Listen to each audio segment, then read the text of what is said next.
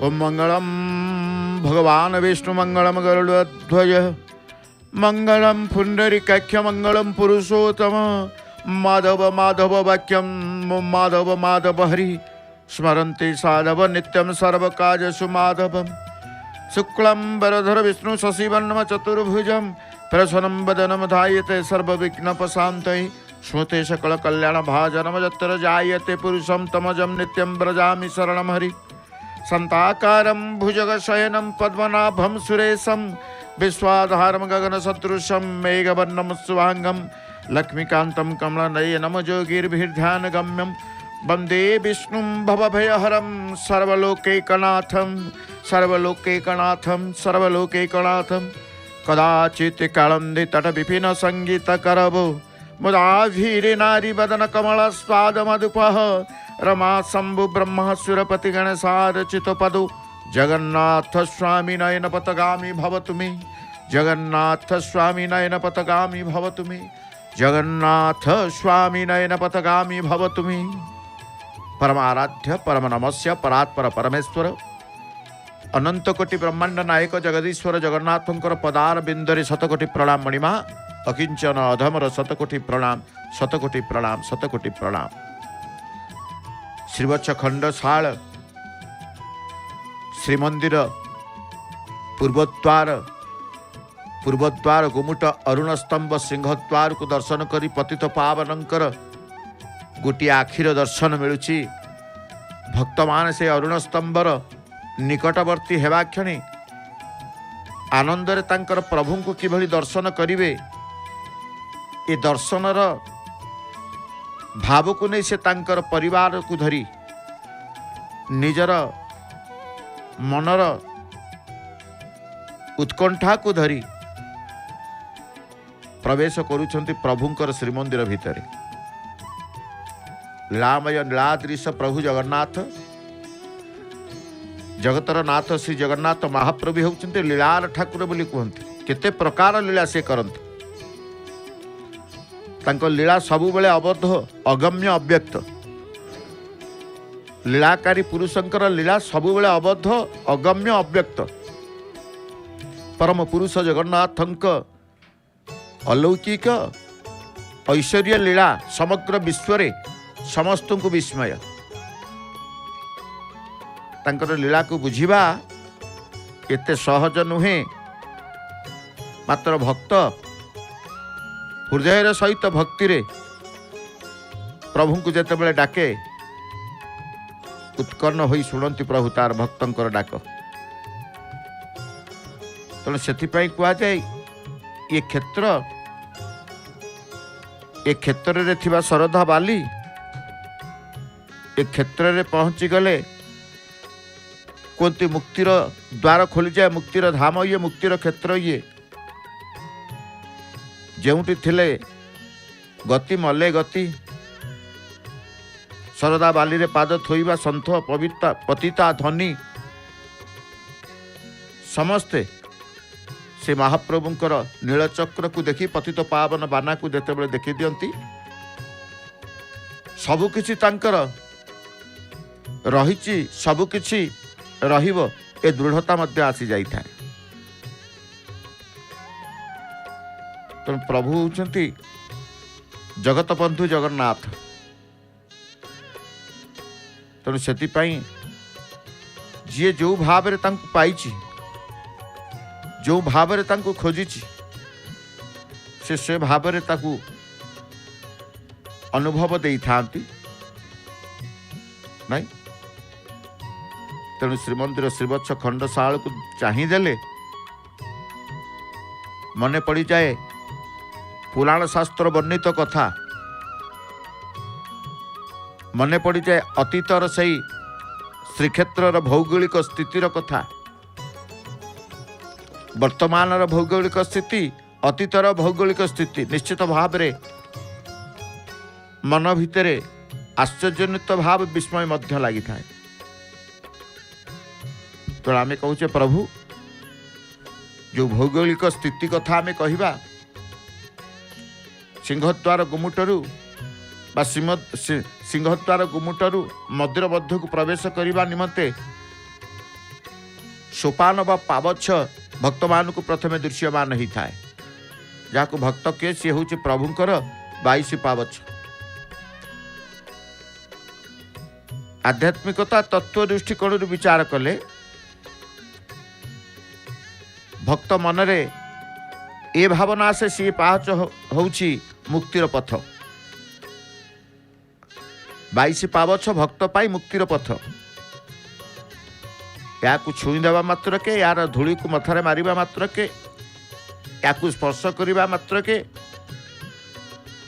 सी केवल ईश्वरंकर अनुभव सहित आनंदर अनुभव करे गड़ी गड़ी 22 पावछरे निजको समर्पित महाप्रभुंकर पदार बिंद तले गड़ू थाए जे 22 पावछरे बसु थाए जे 22 पावछरे पहुंची जाए जे 22 पावछरे जीवनर समस्त पाप धोई हो गला ता सहित महापुण्य लाभ कला ए भावना जाग्रत हुए मन भितर। ए भावना जाग्रत हुए मन भितर बा भावना भितर। तेणु प्रत्येकटी पाहचर किछि ना किछि शक्ति रही। प्रत्येकटी पाहचर किछि ना किछि महिमा रही। भक्त जेतेबेले सिंहद्वार गुमुट आमे देखुचे जो पतित पावन देव विराजमान करिसेंती एवं जो द्वार सिंहद्वार कहूचे से सिंहद्वार बाटे भक्त जेतेबेले प्रवेश करती प्रथम पावछरे 22 पावछर प्रथम पावछ को से स्पर्श कर दिए।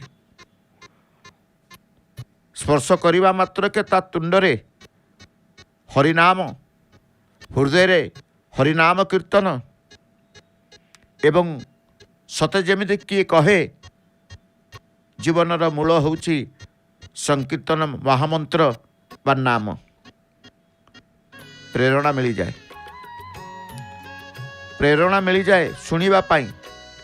प्रथम पाहचर पहुँचु पहुँचु से हरि कथा श्रवण जेमिति वंचित न हो हरिनाम कीर्तन जेमिति वंचित न हो महाप्रभु को से अंतर भितर डाकी थाए प्रभु ए जीवदशा थिला जाए तुम नाम तुंडरे थाउ एवं तुम संकीर्तन तुम नाम तुम हरिकथा श्रवण करिवार ए कान आपण जो देइचंती ए कान श्रवण शक्ति आपण देइचंती जीव थिला जाए से आपण को नाम शुणु थाउ। तुंडरे आपण को नाम धरू कानेरे आपण को नाम श्रवण करिथाउ। एई करुणा भिक्षा करिथाए महाप्रभुंकर 22 पावचर प्रथम पावचरे। गोटे पावच छड़ी आ गोटे पावच को जीवा को हबो। द्वितीय पावचरे तार पाद थापु थापु आपे आपे करपत्र जोड़ी दिए जगतपति को बा जगत पिता को प्रणाम करने को ता हृदय कही जने कही दे थाए। हाथ जोड़ी ही जाए आपे आपे हाथ ऊर्ध्व बाहु हो जाए नीलचक्र को देखिक। एवं तृतीय पाहचरे जेतेबेले पहुँची जाए पादरे चाली चाली महाप्रभु को दर्शन करिबा ए पाद जुगल को ए पाद जोड़ा को महाप्रभु आपण एमती शक्ति दे थांतु आपण क्षेत्र को आसी आपणकर 22 पावच चढ़ी ए अधम आपण को दर्शन करिवारु केबे भी वंचित न हो ए प्रार्थना मध्य करि थाए। चतुर्थ पावचर पहुँचु पहुँचु बा पाद थापु थापु ता मन भितर कही जने कही दे जदि ईश्वरंकर कृपा लाभ करिवार अछि जीवन को सुखमय श्रृंखलित करिवार अछि ब्रह्मचर्य पालन पाई निहाती आवश्यकता पड़ी कई जने परामर्श देला भली तारा भावना भितर कही दिए। चतुर्थ पावचरे ब्रह्मचर्य पालन जीवनर संयमता जीवनर उन्नतिर पथ मिली जाई थाए किभली भावे जीवनर सफलता जीवनर उत्थान को जीव पतनर अवसान घटिब ए प्रेरणा मध्य पाई जाए तार चतुर्थ पावचर। एवं पंचम पावचरे जेतेबेले पहुँची जाए मन भितरे गोटे प्रतिज्ञा आसी थाए संकल्प आसी थाए।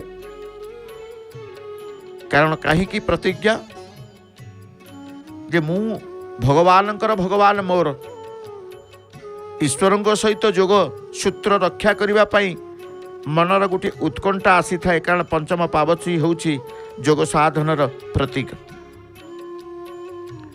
एवं षष्ठ पावच जेतेबेले अतिक्रम करने को पड़ो। चतुर्था मूर्ति को दर्शन करने को भक्त चिंता करे। प्रकृति में संसार भितर ये संसार भितर सबकि रही सबु भाव को आने को पड़ो। एवं प्रथम षष्ठ पावचरे पहुँची गले से चिंता करे समानता नीति को सम्मान जनइबा। समानतारू आसे आत्मीयता, समानतारू आसे आपणार, समानतारू आसे को मार्ग ना सफलर मार्ग। तेणु सप्तम पावच षष्ठ को अतिक्रम कर समानता नीति को सम्मान जणी सप्तम पावचरे जेतेबेले पहुँची जाए से निजको निजे अनित्यरू निवृत्त कर दिए। अनित्यरू निवृत्त कर दिए अर्थात नित्य पथे से आग अग्रगति होता है। नित्य को सी अन्वेषण करिथाए अर्थात मिथ्या वर्जन करी अनित्य मिथ्या वर्जन करी सत्यानुसरण कले महाप्रभुंकर दर्शन लाभ हेबो। ए कथा मध्य तार भावना भितर आसी जाए जेतेबेले से सप्तम पावचरे पहुँची जाए। महाप्रभु को चिंता करिथाए, समर्पित होता है। से समर्पित द्वारा ता मन भितर समानता आसवा द्वारा लोभ आसक्ति मोह सबको परित्याग करी त्याग करी मनरे केवल एकमात्र आसी थाए मुही सत्य अन्वेषण सत मार्ग करी जीवी, सत चिंता करी, सत पथरे जीवी। अनित्य को से वर्जन करी देई थाए, मिथ्या को से वर्जन करी देई थाए अर्थात लोभ मोह आसक्ति को से त्याग करी देई थाए। वास्तवता को फेरी आसे, अनित्य को त्याग करी नित्य से आश्रय नहीं थाए। तेणु मिथ्या वर्जन सत्य अनुसरण कले महाप्रभुंकर दर्शन लाभ हम। ए कथा मध्य से भावना भितर जागृत करि थाए। सप्तम पावचरे तार ए भाव सृष्टि हुए। पुणी महाप्रभुंकर अष्टम पावच, अष्टम पावचरे पहुँची गले परम आयुध नीलचक्र को स्मरण करी दारु ब्रह्मंकर दर्शन फलवती होइथाए। ए कथा मध्य तार मन भितर जागृत होइथाए। तेणु से अष्टम पावचरे नीलचक्र को देखी पतित पावन पताका को देखी तार समर्पित द्वारा पतित जन को पतितर भाव तार आसी थाए। नवम पाहाचरे पहुँची गले समस्त चिंता करती किछि दान धर्म करिवा पाई, किछि पुण्य काम करिवा पाई। जीवन जदि दान किछि न करचंती से जीवन सार्थकता किछि न थाए। जीवन रे दान करिवा को ही थाए। जे दानर भाव किछि आसी थाए। अनेक दान, श्रमदान रही, श्रमदान रही, जलदान रही, रक्तदान रही, अन्नदान, वस्त्रदान, गोदान, भूमिदान, जेते प्रकार दान रही से दान जदि न करि थाए जीवन से सफलता पाई न थाए। एवं जो माने दान देई थांती विशेष भाव में ब्राह्मण देवता को दान दे था। दक्षिणा देले वैदव्य बंध्या दोष मुक्ति हुंती। एवं दशम पावच प्रभुंकर रही पितृपुरुषों उद्देश्य आम देखी था। पितृलोक को शांत करने श्रद्धार सहित श्राद्ध पिंडदान ये नानादि प्रकार एवं होना से आम देखुले। भक्त मान पाहाचरे बसिकी जप तप ध्यान करि थांती से परात्पर परमेश्वर प्रभु को मुक्ति आशा नहीं कि समस्तंकर चिंता रही है। एवं समस्त कहते कालिया द्वार कहीं फेरिकी जाती ना। जो द्वार को देखुचे से द्वार प्रति समस्तंकर विश्वास जति कि से द्वार प्रति समस्तंकर श्रद्धा मध्य सेतिकी रही है। यही द्वार हूँ जगन्नाथंकर द्वार। जो द्वार को अतिक्रम करी जो पावचकता कहूचे एकादश पावचरे बसी पुत्र संतान कामना करा जाए। जो माने पुत्र संतान लाभ करिबा पई प्रभु को चिंता करती, प्रभु को कही था प्रभु वंश रक्षा कुल रक्षा अनिर्वाज्य। तेणु एकादश पाहचर ऊपर जेतेबेले बसी जाती कि पहुंची जाती से पुत्र संतान कामना करि थांती। ଏବଂ 15 ମାହାତ୍ମ୍ୟ ହେଉଛି କ୍ରୋଧନାଶ। ମନରେ ଯେଉଁ କ୍ରୋଧ ଆସିଥାଏ, ଶତ୍ରୁ, ମଣିଷର ଜୀବନର ବଡ଼ ଶତ୍ରୁ କିଏ ନା କ୍ରୋଧ। ବାହ୍ୟ ଶତ୍ରୁ ଯେତିକି କ୍ଷତିକାରକ ନୁହନ୍ତି, ଭିତର ଶତ୍ରୁ ସେତିକି କ୍ଷତିକାରକ। ଭିତର ଶତ୍ରୁକୁ ମାରିକି ବାହ୍ୟ ଶତ୍ରୁକୁ ଯିବାକୁ ପଡ଼ିବ। ତେଣୁ ଯେଉଁ ଭିତରେ ଯେଉଁ ଶତ୍ରୁ ଅଛନ୍ତି, ଲୋଭ, ମୋହ, ଆସକ୍ତି, କାମନା, କ୍ରୋଧ, ଏସବୁ ଭିତରେ ରହିଛନ୍ତି। ଏସବୁ ଶତ୍ରୁକୁ ଆଗ ନାଶ କରିବାକୁ ପଡ଼ିବ। ଏସବୁ ଶତ୍ରୁ ଭିତରେ ବଡ଼ ଶତ୍ରୁ ହେଉଛି କ୍ରୋଧ। ତେଣୁ କ୍ରୋଧ ନାଶ କରିବା, କ୍ରୋଧକୁ ସମୂଳେ ଧ୍ୱଂସ କରିବାକୁ ହେଲେ ପ୍ରଭୁଙ୍କର ଇଏ 15 ପାବଛର ମାହାତ୍ମ୍ୟ ମଧ୍ୟ ବର୍ଣ୍ଣନା କରାଯାଏ। ଏବଂ ଏଠି ଦେଖୁଛନ୍ତି ଭକ୍ତମାନଙ୍କୁ ଦୁଇ ହାତ ଟେକି କ'ଣ ଉର୍ଦ୍ଧ୍ୱବାହୁ ହେଇ କ'ଣ କୁହନ୍ତି, ପ୍ରଭୁ ଏ ଭବସାଗରରୁ ଉଦ୍ଧାର କରିବେ ଆପଣ, ଏ ପ୍ରାର୍ଥନା କରିଥାନ୍ତି। କିନ୍ତୁ ପ୍ରଭୁଙ୍କର 22 ପାବଛର 16 ପାବଛରେ ପହଞ୍ଚିଗଲେ ଜୀବ ସ୍ୱତଃ ପରବ୍ରହ୍ମଙ୍କ ପାଖରେ ସମର୍ପଣ ହୋଇଯାଇଥାଏ, ଅର୍ଥାତ୍ ସମର୍ପଣର ଭାବ ଆସିଥାଏ। 17 ପାବଛରେ ପହଞ୍ଚି ଭକ୍ତ ଜୀବ ମନୁଷ୍ୟ ତାର ଅନିତ୍ୟକୁ ତ୍ୟାଗ କରି ନିତ୍ୟ ପଛରେ ସେ ଯାଇଥାଏ। ଅର୍ଥାତ୍ ଯେତେବେଳେ ମୋହ ମନ ଭିତରେ ରହିଥାଏ, ମାୟା ରହିଥାଏ, 17 ପାବଛରେ ମାୟା ମୋହ ଦୂର ହୋଇଯାଇଥାଏ। 18 ପାବଛରେ ପାଦ ଦେଇ ପ୍ରଭୁଙ୍କୁ ସ୍ମରଣ ଚିନ୍ତା କଲେ ମନରୁ ଆସକ୍ତି ଦୂର ହୋଇଥାଏ। ଯେଉଁ କ୍ରୋଧ, ମୋହ, ମାୟା, ଆସକ୍ତି ଏସବୁ ଶତ୍ରୁ ବୋଲି ଆମେ କହୁଛେ, ସେ ଶତ୍ରୁକୁ ବିନାଶ କରିବାକୁ ହେବ ମହାପ୍ରଭୁଙ୍କର 22 ପାବଛକୁ ଅତିକ୍ରମ କଲେ। ତେଣୁ 19ର କାମନାର ବିନାଶ, 19 ପାବଛରେ ପହଞ୍ଚିଗଲେ କାମନା ବିନାଶ ହୁଏ। କାମନାର ବିନାଶରେ ଦୁଃଖର ବିନାଶ, ଦୁଃଖର ବିନାଶରେ ଶୋକର ବିନାଶ। ତେଣୁ ସେଇ ପାବଛକୁ ଅତିକ୍ରମ କଲେ ସମସ୍ତ ଶତ୍ରୁ ନାଶ ଯାଆନ୍ତି। ସମସ୍ତ ଶତ୍ରୁ ନାଶ ଯାଇ ପୁଣ୍ୟ ଅର୍ଜନ କରିବା ସହିତ ଭଗବାନଙ୍କ ସହିତ ଯୋଗ ବା ଭଗବାନଙ୍କ ସହିତ ଭାବ ସମର୍ପିତର ମାର୍ଗ ଆପେ ଆପେ ପ୍ରାପ୍ତି ହୋଇଯାଇଥାନ୍ତି। ତେଣୁ କହିଲେ 19 କାମନାର ବିନାଶ, 20ତମରେ ତମ ଗୁଣର ବିନାଶ, 21ରେ ରଜଗୁଣର ବିନାଶ, ତା ସହିତ ଭକ୍ତମାନଙ୍କ ଭଗବତ ପ୍ରାପ୍ତିର ସହାୟକ ହୋଇଥାଏ। ଏବଂ 22ତମ ପାହାଚ ଯାହା ସତ୍ୱଗୁଣର ତ୍ୟାଗ ନିମନ୍ତେ ଆଗ୍ରହ ସୃଷ୍ଟି କରେ। ତେଣୁ 22 ଗୋଟି ପାବଛ ମହାପ୍ରଭୁଙ୍କର ଅତିକ୍ରମ କଲେ ଭକ୍ତ ପ୍ରଭୁଙ୍କ ନିକଟତର ହେବା ସଙ୍ଗେ ସଙ୍ଗେ ମଣିଷ ପଣିଆର ସମସ୍ତ ଉତ୍ତମ ଗୁଣ ହାସଲ କରିବାକୁ ସମର୍ଥ ହୋଇଥାଏ। ଏ ବିଶ୍ୱାସ ମଧ୍ୟ ଭକ୍ତଙ୍କର ରହିଛି। ମଣିଷ ପଣିଆର ସମସ୍ତ ଉତ୍ତମ ଗୁଣ, ମଣିଷ ଦେହରେ ମଣିଷ ପଣିଆ, ଅର୍ଥାତ୍ ବିବେକ ଜାଗ୍ରତ ହୋଇଯାଏ, ବୁଦ୍ଧି ଜାଗ୍ରତ ହୋଇଯାଏ, ମନ ସ୍ଥିର ରହିଯାଏ। କୁହାଯାଏ ମନ, ବୁଦ୍ଧି, ବିବେକ, ଆତ୍ମା ସବୁକିଛି ଭଗବାନଙ୍କର ପ୍ରଦତ୍ତ। ସବୁ ଯେତେବେଳେ ସଜାଗ ରହିଯାଆନ୍ତି, ମଣିଷ ପଣିଆର ସମସ୍ତ ଉତ୍ତମ ଗୁଣ ତା ଶରୀର ଭିତରେ ପ୍ରକଟ ପ୍ରକାଶ ପାଇଥାଏ ବା ସମସ୍ତ ଉତ୍ତମ ଗୁଣର ହାସଲ କରିବାକୁ ସମର୍ଥ ହୋଇଥାଏ ମହାପ୍ରଭୁଙ୍କର ଅଶେଷ କୃପା ବଳରୁ। ତେଣୁ ପ୍ରଭୁ ସର୍ବଦା ଯେତେବେଳେ ଆମ ପାଇଁ ଚିନ୍ତିତ ରହନ୍ତି, ଆମେ ମଧ୍ୟ ପ୍ରଭୁଙ୍କ ପାଇଁ ଚିନ୍ତା କରିବା ଦରକାର।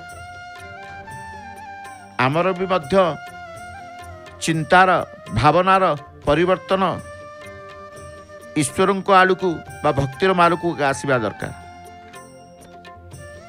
ସେଇଥିପାଇଁ କୁହାଯାଏ ପ୍ରଭୁଙ୍କର, କେହି କେହି କୁହନ୍ତି ପ୍ରଭୁଙ୍କୁ ନିତ୍ୟ ଦର୍ଶନ କରିବି, ପ୍ରଭୁଙ୍କର ମଙ୍ଗଳ ଆଳତି ଦର୍ଶନ କରିବି, ପ୍ରଭୁଙ୍କର ଚନ୍ଦନ ଲାଗି ବେଶ ଦର୍ଶନ କରିବି, ପ୍ରଭୁଙ୍କର ବଡ଼ ସିଂହାର ବେଶ ଦର୍ଶନ କରିବି।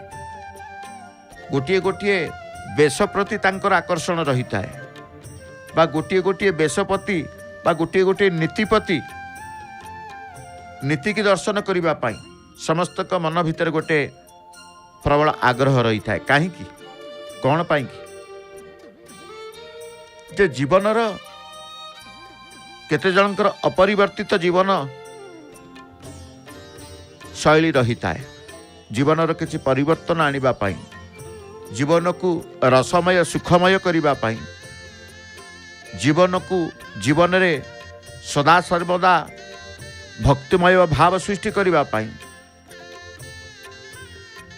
କିଛି ପରିବର୍ତ୍ତନ ଆସିବା ଦରକାର। ସେହି ପରିବର୍ତ୍ତନ ଆସେ ମହାପ୍ରଭୁଙ୍କର ଦର୍ଶନରେ, ସେହି ପରିବର୍ତ୍ତନ ଆସେ ମହାପ୍ରଭୁଙ୍କର କ୍ଷେତ୍ର ପରିକ୍ରମାରେ, ସେହି ପରିବର୍ତ୍ତନ ଆସେ ମହାପ୍ରଭୁଙ୍କର ଅଶେଷ କୃପାରେ। ଅଶେଷ କୃପାରେ ସେଇଥିପାଇଁ କୁହାଯାଏ କୃପାର ଠାକୁର ଯେଉଁଠି ଅଛନ୍ତି, କୃପାର ସାଗର ଯେଉଁଠି ରଖିଛନ୍ତି, ସେ ହେଉଛି ପରମ ପାବନ କ୍ଷେତ୍ର ଶ୍ରୀକ୍ଷେତ୍ର ପୁରୀ ଧାମ ଜଗନ୍ନାଥ ଧାମ ବୋଲି ଆମେ କହିଛୁ। ଜଗତ ସରସେ ଭାରତ କମଳ ତା ମଧ୍ୟ କେଶର ପୁଣ୍ୟ ନୀଳାଚଳ, ଏକଥା ମଧ୍ୟ କୁହାଯାଇଛି। ନୀଳାଚଳ ଧାମର ମାହାତ୍ମ୍ୟ ବର୍ଣ୍ଣନା ଅବସରରେ ବିଭିନ୍ନ ସଂହିତାଠୁ ଆରମ୍ଭ କରି କେତେ ପ୍ରକାର ଶ୍ଲୋକରେ ମଧ୍ୟ ବର୍ଣ୍ଣିତ ଅଛି ଯେ ଏ ସ୍ଥାନ ଯେଉଁ ସ୍ଥାନକୁ ଆମେ ଚର୍ମନେତ୍ରରେ ଦେଖୁଛେ, ଯେଉଁ ସ୍ଥାନରେ ଭକ୍ତ ଆସି ଆପଣାର ଭାବ ନେଇ ପ୍ରଭୁଙ୍କୁ ପରମ ବ୍ରହ୍ମଙ୍କୁ ଆପଣାର କରିନେବାର ଯେଉଁ ଭାବନା ତା ମନ ଭିତରେ ଜାଗ୍ରତ ହେଉଛି, ଈଶ୍ୱରଙ୍କ ଛଡ଼ା ମୋର ସଂସାରରେ ଆଉ କେହି ନାହିଁ, ସମସ୍ତଙ୍କୁ ନିଜର ଭାବୁଥିବା ବ୍ୟକ୍ତି ଯେତେବେଳେ ପ୍ରଭୁଙ୍କ ପରମ ବ୍ରହ୍ମଙ୍କର ସାକ୍ଷାତ କରିଦିଏ, ସାକ୍ଷାତ ଦର୍ଶନ ହେଇଯାଏ, ସେ ପ୍ରଭୁଙ୍କୁ ସର୍ବସ୍ୱ କରିଥାଏ।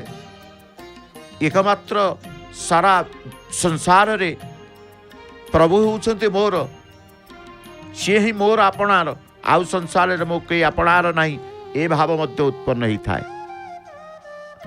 କାରଣ ଇଏ ଯେତେବେଳେ ପବିତ୍ରତାର ଚିନ୍ତା ଆସିଥାଏ, ଅତ୍ୟନ୍ତ ପବିତ୍ର ଇଏ ପୁଣ୍ୟକ୍ଷେତ୍ର, ଅତ୍ୟନ୍ତ ପବିତ୍ର ଇଏ ପୁଣ୍ୟମୟ କ୍ଷେତ୍ର, ଇଏ ନୀଳାଚଳ ଧାମ। ଦାରୁ ବ୍ରହ୍ମଙ୍କର ସ୍ୱରୂପ ଧାମରେ ଶରୀର ତ୍ୟାଗ କଲେ ମଣିଷ କ'ଣ ହୁଏ ନା ବୈକୁଣ୍ଠ ଲାଭ କରେ। ଦାରୁ ବ୍ରହ୍ମଙ୍କ ସ୍ୱରୂପ ଏଇ ଧାମରେ ଶରୀର ତ୍ୟାଗ କଲେ ମଣିଷ ଜୀବ ବୈକୁଣ୍ଠ ଲାଭ ପାଇଥାଏ, ବୈକୁଣ୍ଠକୁ ସ୍ଥାନ ମିଳିଥାଏ।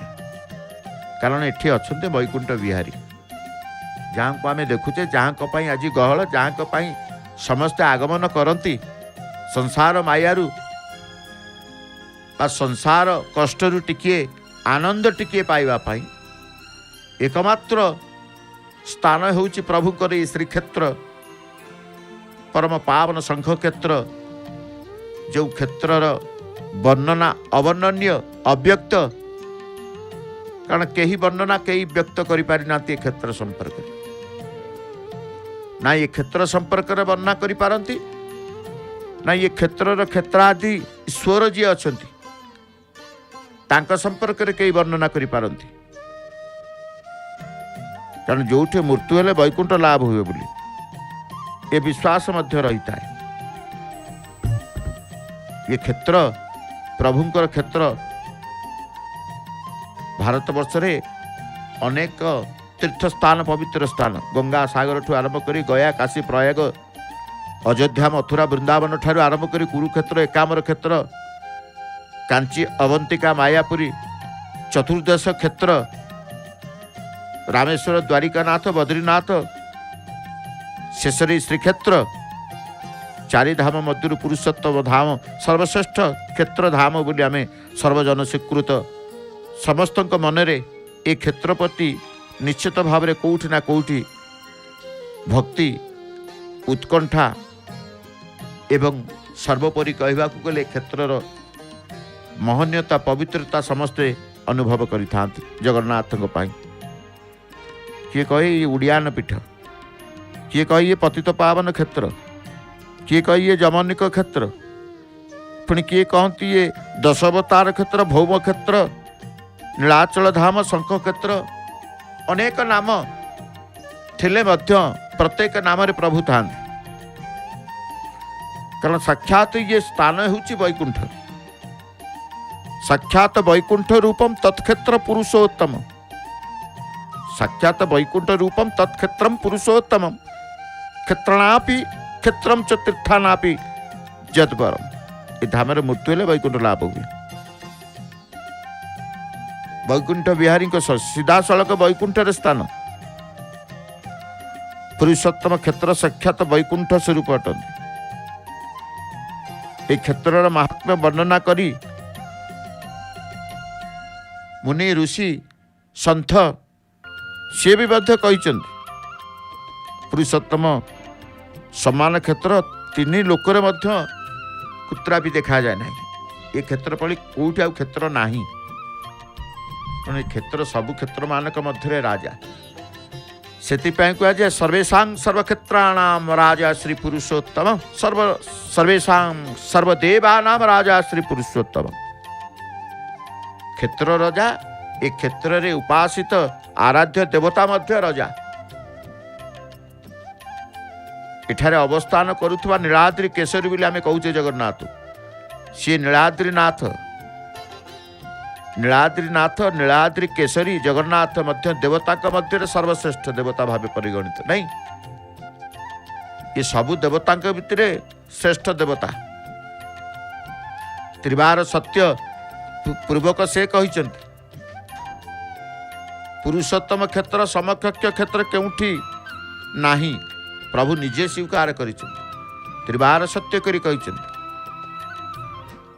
पुराण शास्त्र रे देखिए क्षेत्र संपर्क इंद्र नीलमणि पुराण देखंतु। इंद्र नीलमणि पुराण विचार रे कली युग रे पुरुषोत्तम धाम सर्वश्रेष्ठ धाम भावे परिगृहित। सबु तीर्थ क्षेत्र मानकर विनाश रही। सबु तीर्थ क्षेत्र मानकर विनाश होउतबा बेले केवल पतित पावनी गंगा पतित पावन क्षेत्र पुरुषोत्तम धामर विनाश बा विलय घटेनि। एक कथा मध्य वर्णित रही ए क्षेत्र संपर्क क्षेत्र महिमा संपर्क। तेणु पुरुषोत्तम क्षेत्र महात्म्य पृथ्वी आकाश स्वर्ग रे मोक्षदायी जो 3.5 कोटी संख्यक तीर्थ रही से मध्य पुरुषोत्तम क्षेत्र तीर्थराज भाव ख्यात रही। ये क्षेत्र ए स्थान हूँ सर्वश्रेष्ठ तीर्थराज। आउ कौटी तीर्थर रजा न था तीर्थराज रही। आमे कहे धर्म अर्थ काम मोक्षदाता प्रभु जगन्नाथ। मुक्तिदाता प्रभु जगन्नाथ नहीं। तेणु ये मोक्ष मिल जे कौ मोक्ष मिली थाए ना साजुज्य मुक्ति मिली थाए। साजुज्य मुक्ति पर आउ को मुक्ति अच्छी कि? हाँ, सारूप्य मुक्ति अच्छी, सालोक्य मुक्ति अच्छी, साष्टी मुक्ति अच्छी, सामीप्य मुक्ति अच्छी। 5 प्रकार मुक्ति। एठी प्रभु साजुज्य मुक्ति प्रदान करते। अर्थात जीव ब्रह्म को सहित लीन हो जाए, विलीन हो जाए। भागवत परमशास्त्र भागवतर 3य अध्याय 5 प्रकार मुक्ति संबंध मध्य अवतारणा करा जाइछि। मुक्ति 5 प्रकार। प्रत्येक मुक्तिर विशेष भाव में भागवतर मध्य वर्णना देखा मिली थाए। से जो 5 प्रकार मुक्ति सर्वश्रेष्ठ मुक्ति हूँ साजुज्य मुक्ति। कहीं सर्वश्रेष्ठ मुक्ति है साजुज्य मुक्ति ना ए मुक्ति द्वारा जीव ब्रह्मंकठारे लीन हो जाए। अर्थात जन्म मृत्यु चक्रु उद्धार पाई थाए। जन्म मृत्यु चक्रु से उद्धार पाई जाई थाए। एठी प्रभु जहाँ को मुक्ति देवे साजुज्य मुक्ति दियंती। सेतिपई कहा जाए ए क्षेत्र समान क्षेत्र। क्षेत्र समान क्षेत्र विश्व ब्रह्मांड रे केउठी हेले देखा जाए नहीं। कहीं क्षेत्र समक्षेत्र नास्ति ब्रह्मांड मंडले। परम गोपनीय क्षेत्रस्थली। ये परम गोपनीय स्थान क्षेत्रर संपर्क बृहत नृसिंह पुराण कहुई। ए क्षेत्र हूँ मर्त्य वैकुंठ भूस्वर्ग जेनाम वैकुंठ विदित सर्वदेवता नमस्कृत्य जही पुरुष महासुखे बसंते विष्णुकर सम्मुखे जो क्षेत्र वैकुंठ को आसिले समस्त देवदेवी दर्शन मिलता है, समस्त धामर पुण्यता मिलता है, समस्त क्षेत्रर पुण्यता मिलता है एवं से पुण्य अक्षय पुण्य पुण्य मिलता है। प्रभुंक ठारू जहाँ मिलिब अक्षय थाए अखंड थाए। कहुए प्रभु होउचंती अखंड आनंद दाता सदानंद आनंद कंद भगवान सचिदानंद। ये अखंड आनंद प्रदान करती जो आनंद रे क्षय न थाए, जो आनंद रे खंडन न थाए। तेणु कहुए अखंड आनंद दाता होउचंती महाप्रभु जगन्नाथ। ए क्षेत्र को से कहुए मर्त्य वैकुंठ भूस्वर्ग नित्यलोक रे अवस्थान करुथुबा परम ब्रह्म ठारू जेपरि समग्र विश्व ब्रह्मांड समग्र देव दानव मानव चराचर जगत सृष्टि सेपरि श्रीक्षेत्रस्थ श्रीमंदिर रत्न सिंहासन रे सगुण साकार रूप परिग्रहण करी अवस्थान करुथुबा दारू ब्रह्म ठारू समस्तंकर सृष्टि समस्तंकर सृष्टि। तेणु कहा जाए एकमात्र अग्नि जेपरी ए विश्व ब्रह्मांड रे सर्वत्र प्रविष्ट हो पारती सेहीपरि परम ब्रह्म एक हेले मध्य समस्त प्रवेश करी बहु रूप से प्रतिभाषित होती। यार प्रमाण मध्य महाप्रभु अनेक देइचंती। अपेक्षा करथिले आपण माने आज कौन महाप्रभुंकर ध्वजाबंधा टिके दर्शन करवानी निश्चित करवा। जो ध्वजाबंधा को दर्शन करदेले मनर समस्त अप्राप्त प्राप्त मार्ग मिल जाए। जो ध्वजाबंधा को दर्शन करथिले जीवनर समस्त सुख शांति प्राप्त हो जाए। आउ किछि आशा न थाए। ध्वजाबंधा दर्शन रे मनर आशा मेंटी जाए। जेमती परम ब्रह्मंकर दर्शन करेंगे प्रभु कालिया साहंतर दर्शन करने को गले जीव कहे मोर आउ किछि आवश्यकता नहीं, मिलगला मिलगला आज सबकिछि मिलगला। मु जीवन में जहाँ चाही नथिली जहाँ पाई नथिली आज पाईगली। अरे कौन पाईगलु कौन पाईगलु कौन पाईगलु ना इड़े सुंदर दर्शन मु केबे मो जीवन भितर मु केबे पाई नथिली। आज जेमिति दर्शन मते मो प्रभु देइचंती से आजिटा को प्राधान्य देकी अतीतर कष्ट को से भूली जाए। तेणु वर्तमान को प्रभु एभली भाव ता मन भितर परिवर्तन आणती। अतीतर कष्ट अतीतर जंत्रणा से भूली जाए। सते जमिति वर्तमान ठारू से संकल्प मना हो जाए प्रभु मोर अछंती प्रभु मोर अछंती। ए भाव रे तांकु बांधी दियंती किए ना महाप्रभु जगन्नाथ। आजिर दर्शन रे मोर आउ किछि आवश्यकता नहीं।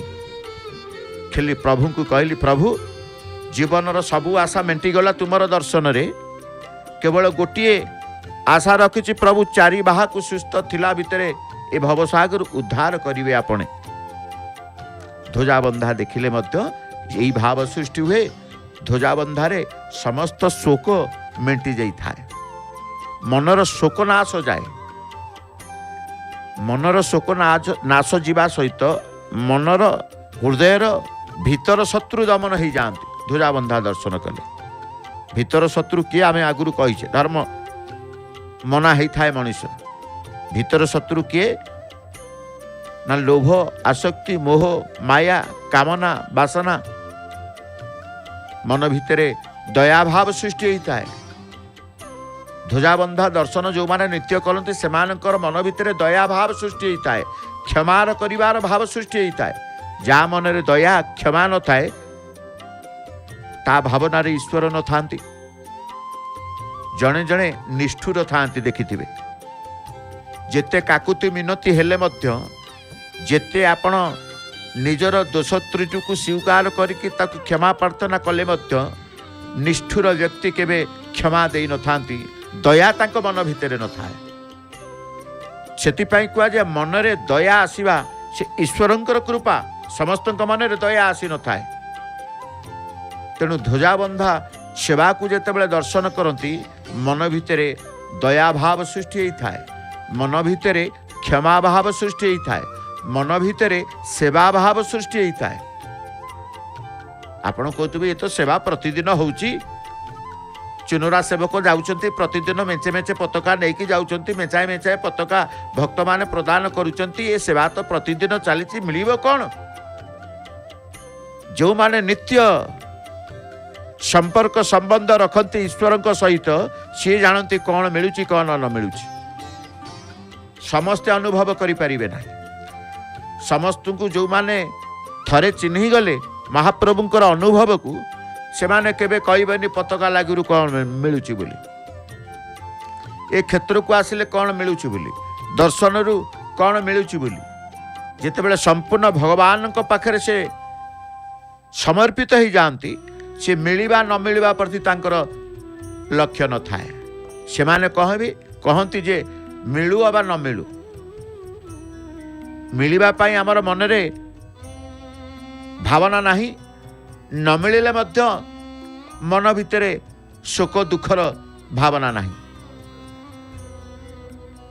तेणु देखिए ध्वजाबंधा सेवा को दर्शन कले, ध्वजाबंधा सेवा को दर्शन कले कौन मिले ना, मन भितर दया भाव सृष्टि हम।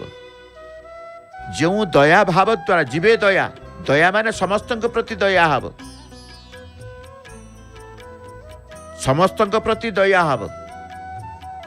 एवं ध्वजाबंधा सेवा दर्शन कले मन भितर क्षमा भाव सृष्टि हुए, मु क्षमा करी, दया क्षमा जहाँ मने थाए ता हृदय ईश्वर विराजमान करि थांत। हृदय रे जार ठाकुरे रहिले तार हृदय सदा सर्वदा पवित्र ही थाए। अपवित्र पवित्र, अपवित्र थिले मध्य पवित्र ही जाए नहीं। तेणु ध्वजाबंधा सेवा को प्रत्यय प्रतिदिन दर्शन करने द्वारा परिवर्तन निश्चित अच्छी, सुनिश्चित अच्छी, 100% परिवर्तन निश्चित अच्छी। तेणु नीलाद्रि कंदराधिपति जगन्नाथ सी सगुण साकार रूप परिग्रहण करथिले भी से निर्गुण निराकार निराधार अटंती आमे कहूने। सी सगुण साकार रूप पुणी से निर्गुण निराकार निराधार अटंती। तांकरी ठारू सबु अवतार मानकर सृष्टि, सी जगतर स्रष्टा, जे सृष्टिकर्ता ब्रह्मा को सृष्टि करिसेंती, जे सृष्टिकर्ता ब्रह्मा को सृष्टि करचंती से होचंती सृष्ट। तांको ठारू नृसिंहंकर सृष्टि, जो अवतार मान कथा कहचे नृसिंह, वामन, परशुराम, राम, कृष्ण अवतार, तांकरी ठारू उद्भव से अवतारी। महाप्रभु होचंती अवतारी, अवतारर स्रष्टा जे से अवतारी। आज से अवतारी पुरुषंकर ध्वजा परिवर्तन समय भक्त माने आनंद चित्तरे निशोक मनरे समर्पित हृदय रे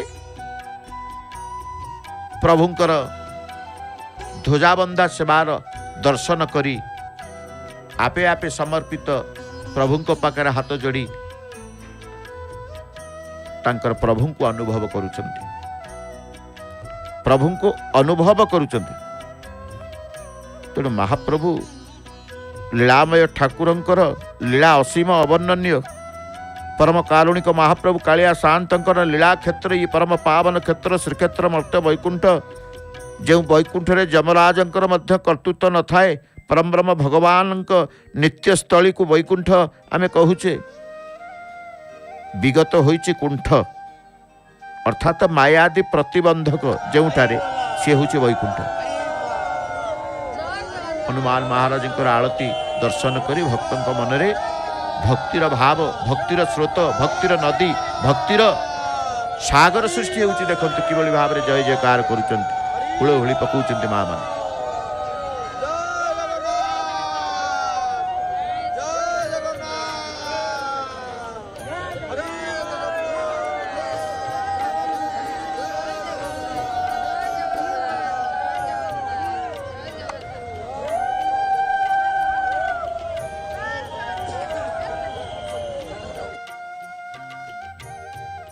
वैकुंठ आमे कहूले वैकुंठ आप कहे वैकुंठ ना विगत होइछि कुंठ अर्थात माया आदि प्रतिबंधक जोठारे ता हेउछि वैकुंठ। एठारे लीलामय तांकरी दिव्य लीला रचना करिथांते।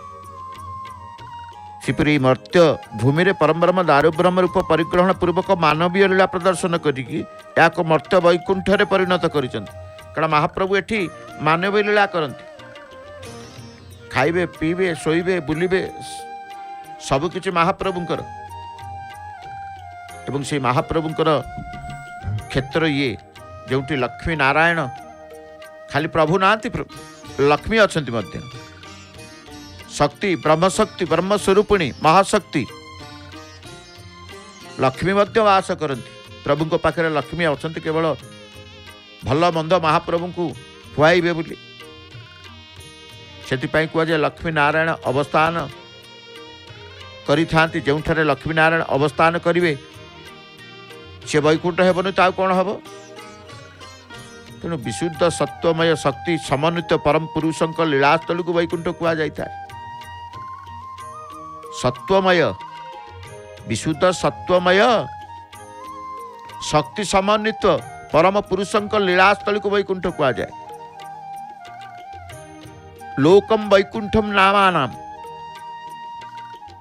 दिव्यम शाल गुण्य संयुतम अर्थात जोठारे ज्ञान ऐश्वर्य शक्ति बल बीज तेज षड गुणर प्रभाव सर्वदा अनुभूत ताही वैकुंठ। एवं जेतेबेले ध्वजाबंधा सेवार दर्शन मन भितरे आसी जाई थाए प्रभुंकर ए ध्वजाबंधा सेवारु मध्य ज्ञान ऐश्वर्य शक्ति बल बीज तेज आदि षड गुणर प्रभाव शरीर भितर पड़ी थाए मन भितर पड़ी थाए सबु अनुभूत हेउथबारु एठारे सबु अनुभूत हेउथबारु याकु कुआ जाय मर्त्य वैकुंठ नित्य वैकुंठ नीलगिरी सर्व वैकुंठ एतु खेरी नित्य वैकुंठ नीलगिरी सर्व वैकुंठ एथु खेरी माने एठु सबु वैकुंठ आसीछि। भक्त मान समर कहीचे ध्वजाबंधा सेवा दर्शन करने द्वारा समर्पित भाव आसे। ध्वजाबंधा सेवा दर्शन करने द्वारा सेवार भाव आसे। ध्वजाबंधा सेवा दर्शन करने द्वारा दया क्षमार भाव आसे। निष्ठुरता आसी न थाए जो कहती लोकटी बाड़ी निष्ठुर भाव नाश जाए। निष्ठुरता का प्रति आसी न थाए दयार भाव आसी थाए बंधुत्वर भाव आसी थाए सेवार भाव आसी थाए। कौटी ना ये मर्त्य वैकुंठ ये नित्य वैकुंठ ये वैकुंठ सबु वैकुंठ जेमती प्रभु पाखु सबु अवतार महाप्रभु होउछन्ते अवतारी से भाव में नित्य वैकुंठ नीलगिरी नित्य वैकुंठ नीलगिरी सर्व वैकुंठ एथुक्षरी। कारण एठारे देव मानवरे भेदाभेद नाही जणु विगत होइछि कुंठा वैकुंठ विगत होइछि कुंठा वैकुंठ। तेणु श्रील चैतन्य चरण दास महाराज तांको रचित जगन्नाथ पुराण रे मध्य कहिसेंति कोन ना अनंत कोटि ब्रह्मांड नायक प्रभु जगन्नाथ आमे कहूचे चलीछि से अनंत कोटि ब्रह्मांड नायकंकर मालाकुर्ती पताका को चुनरा सेवक तांकर आजिर मालाकुर्ती पताका को बांधुचंती।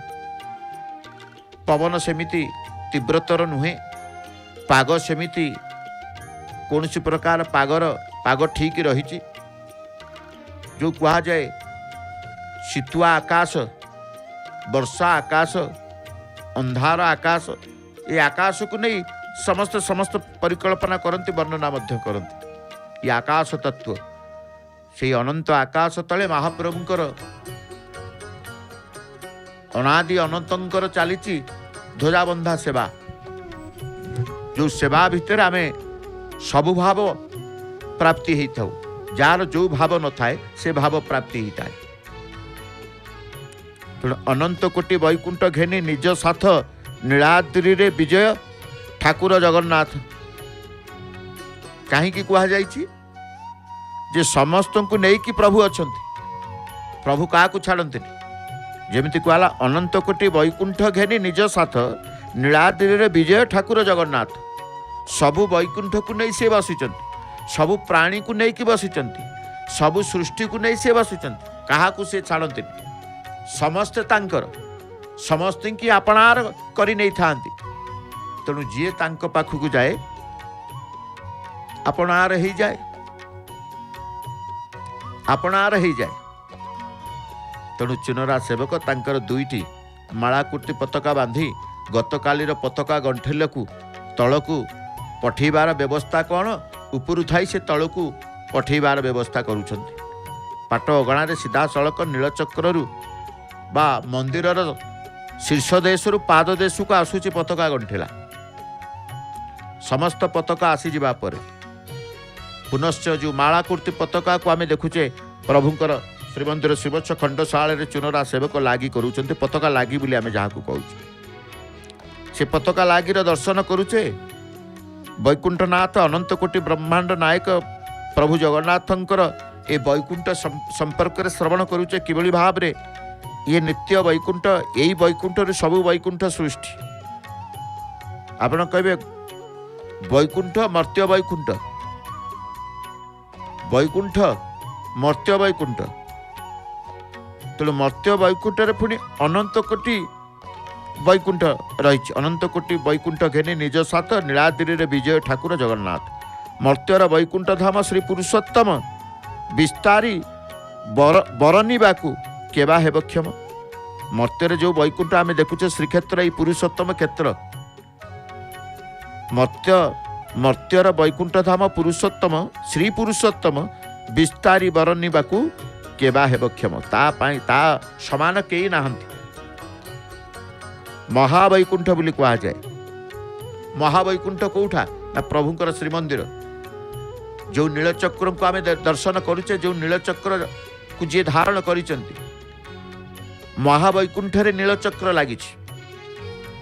तेणु वैकुंठ मर्त्य वैकुंठ महावैकुंठ ये महावैकुंठ अटई श्रीमंदिर स्थली रत्न सिंहासन नाम जहाकुटी बोली। जो रत्न सिंहासन प्रभु विराजमान करिसंती से रत्न सिंहासन टी हूँ कौन ना महावैकुंठ। नित्य वैकुंठ ताहाकू कहती सकले विनाश नुहई से प्रलयर जले। जो नित्य वैकुंठ समस्त कहे नित्य वैकुंठ रे गोलोक बिहारी वैकुंठ बिहारी। कारण जदि गोलोक कथा कहवा भूलोक कथा कहवा जमी वैकुंठ अनेक सेमती लोक अनेक। पाताल लोक ठारू आरंभ करी रसातल लोक ठारू आरंभ करी सुतल भूतल सबु अनेक लोक। तेणु वैकुंठ सेमती नित्य वैकुंठ ताहाकू कहती सकले जहाकू नित्य वैकुंठ कहती महावैकुंठ कहती से प्रभुंकर निवास स्थली विनाश नुहई से प्रलयर जले। जेते वैकुंठ जेते प्रलय महाप्रलय आसिले भी ए स्थान कौन सी प्रकार क्षति हो न था। तेणु से कहती ए स्थान ए क्षेत्र ए धाम सर्वतंत्र स्वतंत्र। ये अष्ट वैकुंठ अतिक्रम कले जाई नित्य वैकुंठ नीलाद्रि वैकुंठ रे पहुंचवा हुए। अष्ट वैकुंठ श्रीमंदिर मुख्य प्रवेश द्वार। आमे जोठी भक्तों को देखुले भक्त माने समर्पित हो जाती, भाव विह्वल हो जाती। प्रभु को दर्शनर व्याकुलता जो प्रकटित हो जाए से द्वार सिंह द्वार से हूँ पूर्व वैकुंठ। सिंहद्वार उपरी भाग में चतुर्भुजा माँ लक्ष्मी अवस्थान करती। तोरण लक्ष्मी आमे जहाँ को कहूचे, गुमुट लक्ष्मी जहाँ को आमे कहूचे। सिंहद्वार गुमुटर दक्षिण पार्श्व प्रभु मध्य रहती पतित पावन विजय करिसेंती। जो द्वार रे पहुँची गले मन रे भक्ति भाव स्वतः जागृत होता है एवं पतित मान को उद्धार करने इच्छा अवस्थान करुवा पतित पावन को दर्शन करी महाप्रभु को दर्शन जनित फल प्राप्त होता है। बसी जाइछन्ति आज से पतित पावन को चाही से नीलचक्र को चाही भक्त माने का दांडरे ना प्रभुंकर दांडरे। ये दांड हूँ जगन्नाथंकर। ये दांडरे समस्तंकर अधिकार अच्छी। आपण को ये दांडे समस्त अधिकार निश्चित भाव ये दांड समस्त अधिकार अच्छी सकल प्राणी अधिकार अच्छी देव दानव ठारू आरंभ करी नर राक्षस पर्यंत समस्त दांड प्रति अधिकार कीट पतंग ठारू आरंभ करी पशु पक्षी पर्यंत समस्त कहे ये दांड आमर दानव कहे ये दांड आमर मानव कहे ये दांड आमर साधु सन्त कहे ये दांड आमर कीट पतंग पशु पक्षी कहे ये दांड आमर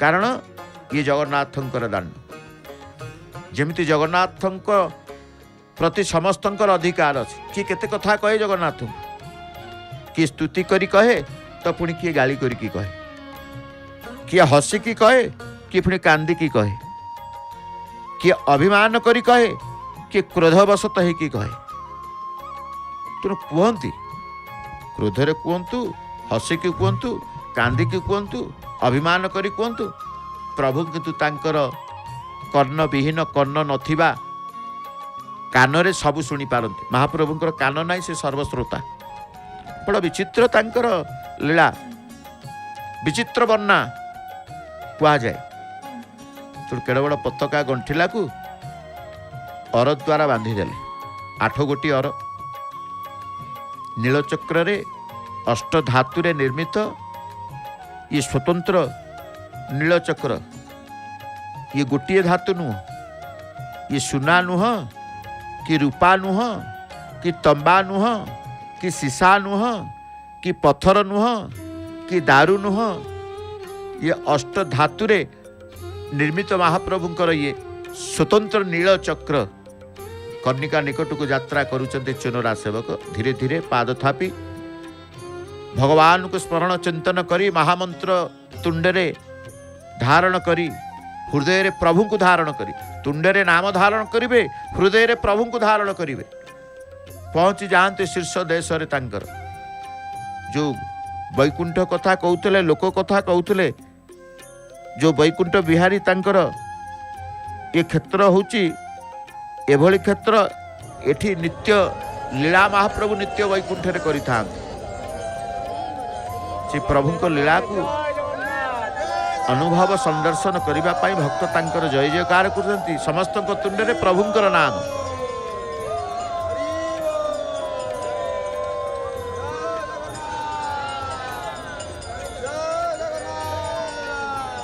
आमे कहितिले जो द्वार सम्मुख पहुंची गले जो द्वार देश रे पहुंची गले स्वतः स्वतः भक्ति भाव जागृत हुए एठी चेष्टा करने को पड़ न थाए आपण सबुठी चेष्टा करिवे आपण कहब टिके ध्यानस्थ प्रभु को चिंता करिवे प्रभु को स्मरण करिवे प्रभुंकर श्लोक गाइबे प्रभुंकर स्तुति गाइबे प्रभु को चिंतन करिवे एठी किछि करिवा दरकार नहीं खाली दंडायमान हेबे ठिया है जीवे स्वतः से जागृत हम भक्ति भाव केटे सरल सहज स्थान टी महाप्रभु रखिंट आम कहले खाली ठिया है गले भक्ति भाव भक्तिर गदगद हो जीवे आज से नुहे कि देखुना आम जहाँ कौचे जहाँ देखुचे जहाँ कौचे सत्य जहाँ देखुचे सत्य कारण एटी असत्यर स्थान नहीं एटी अनित्यर स्थान नहीं एटी मिथ्यार स्थान नहीं एटी सत्य सत्य ही सत्य नित्य सनातन प्रभु जगन्नाथ तेणु नित्य सनातन किए ना मो जगन्नाथ परम ब्रह्म सेवक तांकर भजन रत रही जड़े सेवक सेवारत रही कर्णिका उपरे दंडायमान पूर्वक तुंडे तांकर हरि नाम हृदय तांकर हरि की रखी सेवा करुचंती एपटे तले जे ठिया होइचंती दधी नौतिरे से ताली की बजी हाथ को जोड़ी अंतर भितर अंतर्जामिक आंतरिकतार सहित आत्मीयतार भाव प्रकट करी भजन रत रही आमे कहिछे परा जो द्वार देश में पहुँची गले किछि करिबा को पड़ी न थाए जीव को किछि करिबा को पड़ी न थाए सबु भगवान करि दियंती तेणु तांका मन भितर भगवान करूचंती भजन कर कहा मन रे कहउचंती सेवा कर जो कहउतले सेवार भाव आसे भजनर भाव आसे दयार भाव आसे क्षमार भाव आसे समर्पित भाव आसे से समर्पित भाव द्वारा भक्त आज किभली भाव रे महाप्रभुंकर हो जाउचंती ताहा तो आपण आखि सम्मुखरे देखुचंती आमर कहवा आवश्यकता नाही धला रंगर पतित पावन पताका धला रंगर पतित पावन पताका ई धला रंग को देखीदेले मन भितर वैराग्य भाव आसी थाए तेणु वैराग्य आसी थाए कहा प्रति संसार प्रति वैराग्य अनित्य प्रति वैराग्य मिथ्या प्रति वैराग्य वैराग्य भाव वैराग्यर प्रतीक शुक्ल रंग शुक्लम बरधर विष्णु शशि वर्णम चतुर्भुजम आम कहूने शुक्ल रंग धड़ा को पिंधिदेले जो दिन धड़ा रंगर पोशाक पिंधे आप देखिए मन केते पवित्र केते आनंद लगी थाए एवं धड़ा रंगटे पिंधि आपणकर श्रृंखलित हो जाए एठी सेठी जे गोटे धड़ा पैंट पिंधे धड़ा सार्ट पिंधे आप जगुवे केमी कला न लागू निजु को जगी दियंती जे निजु को जगी दिए से प्रभु को पाई जाए कारण सदाबले निज भितर से देखे मु कौन करुच्ची अन्य किए कौन करुच्ची मु देखेनी अन्य को देखिले निज प्रति अवहेला हो निज प्रति अवहेला हो अन्य को जी देखे से निज प्रति अवहेला करिथाए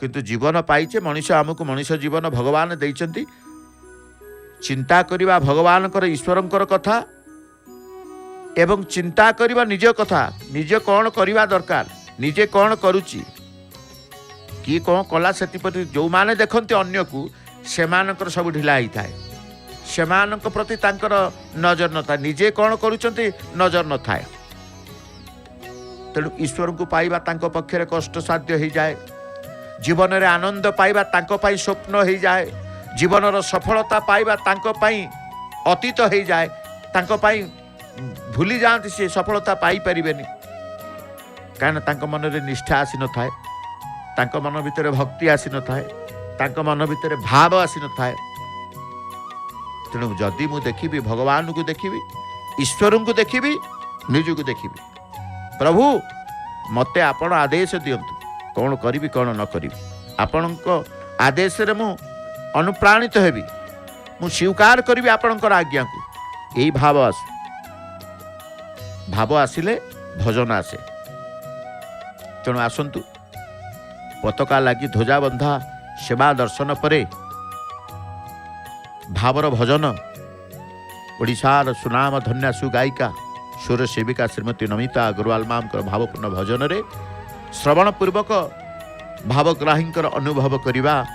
जय जगन्नाथ जय जगन्नाथ जय जय श्री जगन्नाथ।